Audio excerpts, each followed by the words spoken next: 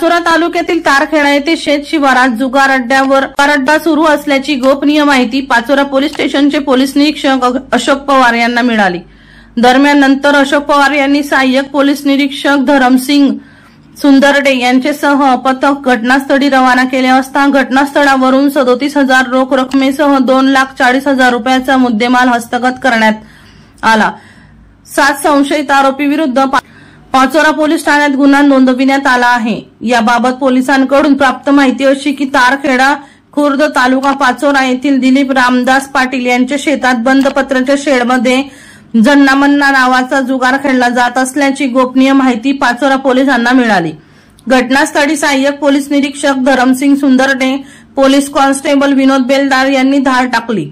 या घटनेचा पुढील तपास पोलीस निरीक्षक अशोक पवार यांच्या मार्गदर्शनाखाली सहाय्यक पोलीस निरीक्षक धरमसिंग सुंदरडे हे करीत आहेत।